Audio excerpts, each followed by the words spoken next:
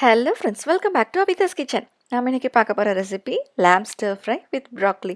ரொம்ப எக்ஸலண்ட்டான இந்த ஸ்டார்டர் எப்படி செய்கிறதுன்னு பார்க்கலாம். இந்த டிஷ்க்கு நான் 1/2 கிலோ அளவு மட்டன் எடுத்திருக்கேன். நல்லா மஞ்சத்தூள் போட்டு வாஷ் பண்ணி வச்சுக்கோங்க. இப்போ இதை குக்கரில் மாற்றி தேவைக்கேற்ற மாதிரி உப்பு சேர்த்து தண்ணி ஊற்றி நல்லா வேக வச்சிடலாம். இது சைனீஸ் டிஷ் அப்படிங்கிறதால நம்ம மஞ்சத்தூள் இப்போ சேர்க்கக்கூடாது.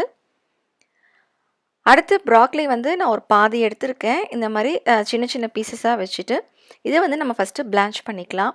தண்ணி நல்லா சூடானதும் இதில் தேவைக்கேற்ற மாதிரி உப்பு சேர்த்து இந்த ப்ராக்லியும் நம்ம இதில் போட்டு பிளான்ச் பண்ணிக்கலாம். ஒரு 2 நிமிஷம் மட்டும் கொதி விட்டுட்டு நீங்கள் அப்படியே ஆஃப் பண்ணிடுங்க.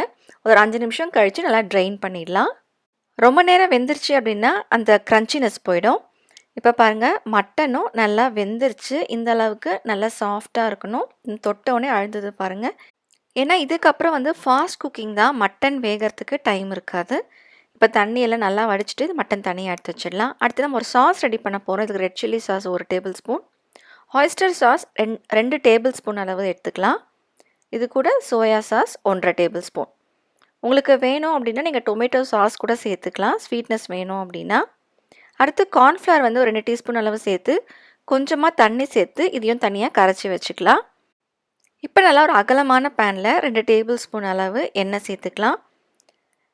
இதில் ஒரு 1/2 டேபிள் ஸ்பூன் அளவு இஞ்சி, 2 டேபிள் ஸ்பூன் அளவு பூண்டையும் சேர்த்து நல்லா வதக்கிக்கலாம். அடுத்து காஞ்ச மிளகா உள்ளே இருக்க சீட் எடுத்துட்டு இந்த காஞ்ச மிளகா ஒரு 2 சேர்த்துக்கிறேன். ஒரு அரை வெங்காயம், ஒரு அரை கப் அளவு கேப்சிகம். இது எல்லாத்தையும் நல்லா ஹை ஃப்ளேம்லேயே வச்சு நல்லா வதக்கிக்கோங்க. ஸ்லோ ஃப்ளேமில் வைக்க வேண்டாம்.